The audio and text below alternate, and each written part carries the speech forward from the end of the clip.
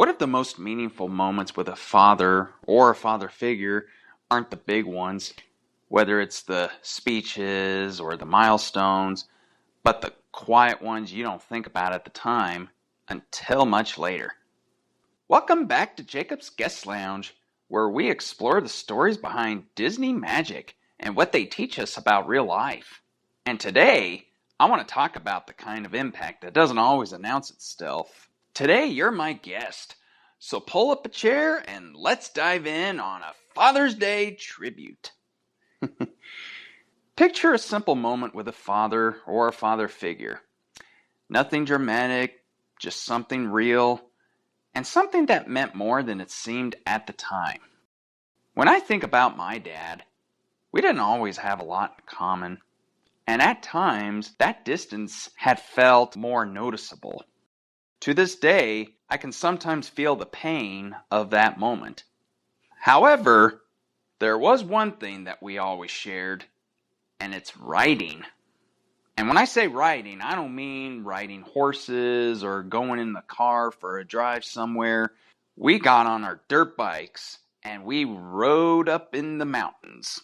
There was no pressure to talk, no expectations, except for when we were parked somewhere and then we had time to look over the peaks and under the nice clear blue skies, and we could see forever from where we were up on the hilltops.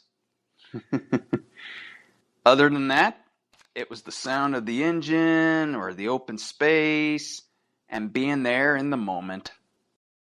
Looking back on all of that, I realized that that was our connection. It didn't have to be anything more than that. It was the best that I ever could have asked for. Question for everybody. What's the one activity or moment that you shared with your father that meant more to you than you realized at the time? When you look at Disney stories, you start to see similar kinds of relationships everywhere. They may not be perfect, but they're meaningful. For example, Mufasa and Simba. Guidance that stays even after someone is gone.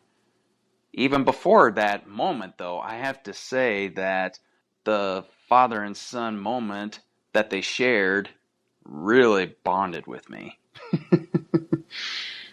I love how he is able to admit that despite being brave, that he would admit to being afraid. Because naturally, I never even saw my dad admit being afraid. Because when I was growing up, I've never really seen him admit being scared or ever crying or anything like that. Then again, if I had the same instincts that Simba had and kept on asking my dad more in-depth questions without living in my head about what I thought was going to happen next, I would have had a much better relationship with my father. And perhaps the two of us could have that same kind of relationship where he'd rough me up by giving me a big fat noogie on the head. And I think in that sort of way, I could connect Mufasa with my dad. Marlin in Finding Nemo is another good example because it's a father pushing through fear just to find his son and how he ultimately did the right thing by letting Nemo make his own decisions. Then another thing I have to bring up, last but certainly not least, and that's where Goofy and Max come into play. Goofy, like any other parent, might mean well, but they do things in the goofiest way.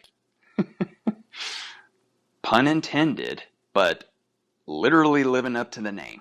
The thing I really love the most about Goofy being portrayed as the father is how he's able to apply being a parent and being comical all in the same time. I want you all to picture a Disney father figure, guiding someone not through perfection, but through effort, care, and consistency. Because when you step back, this isn't just about Disney or about fathers in a traditional sense. It can also apply to the people who step into that role. Take, for example, Thomas O'Malley. He didn't have to be a part of Duchess or Toulouse, Berlioz, and Marie's lives at all.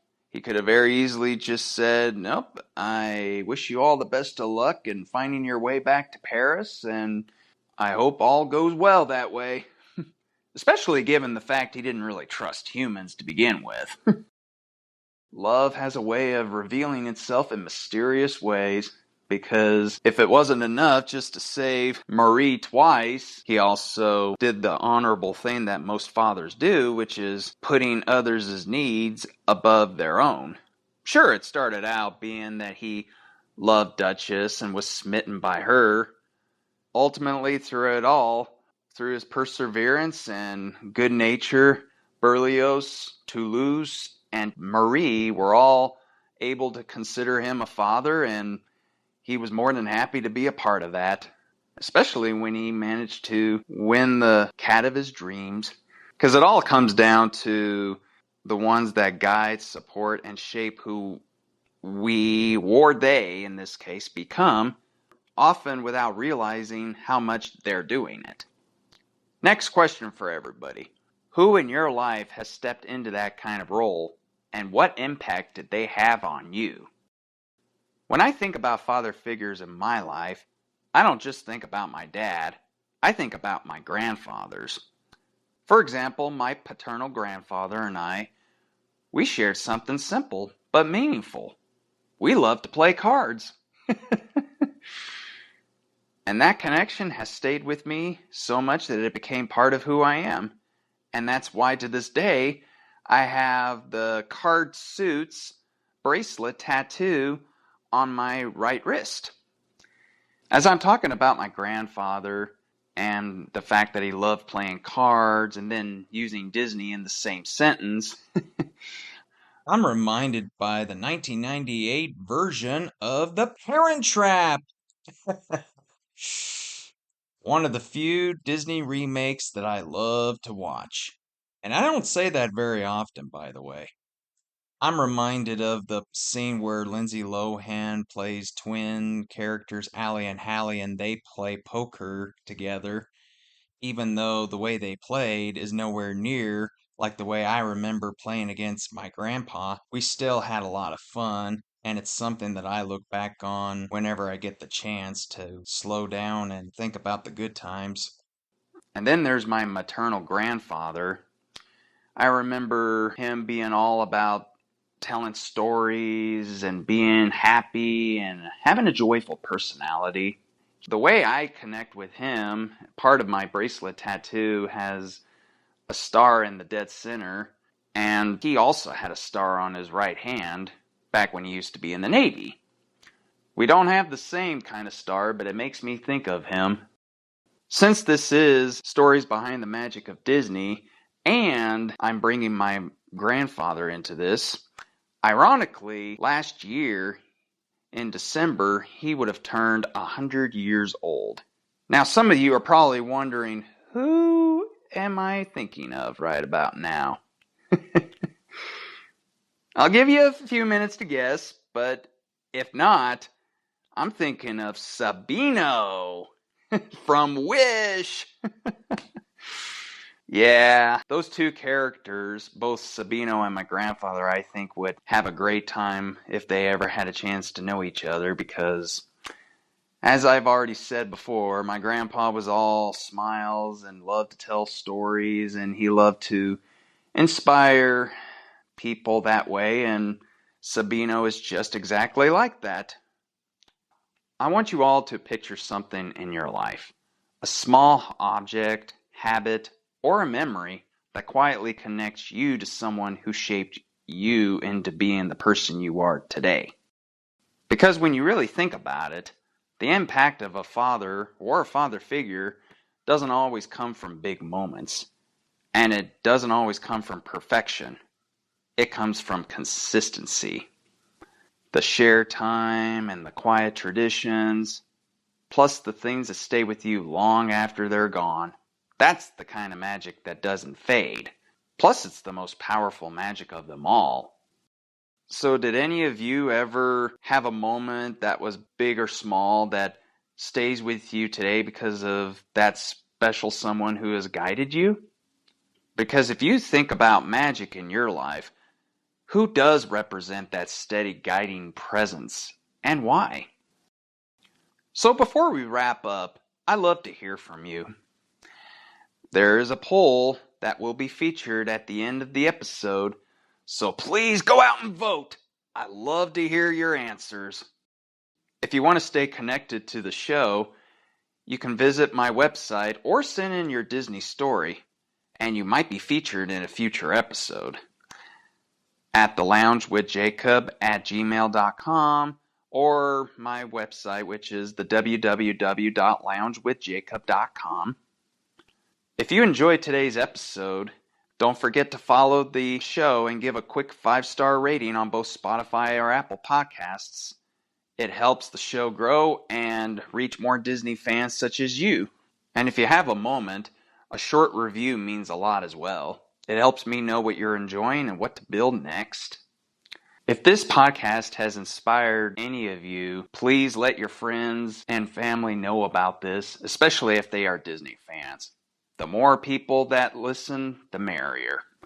Before we wrap up today's episode, I also want to take a moment to recognize something really special. This show originally started as an idea and a love for storytelling plus Disney. The magic behind it is a lot more than I ever could have ever imagined.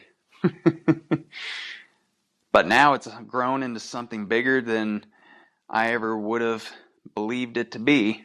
To everyone listening here in the United States and to those tuning in from around the world, I want to take this moment to thank you.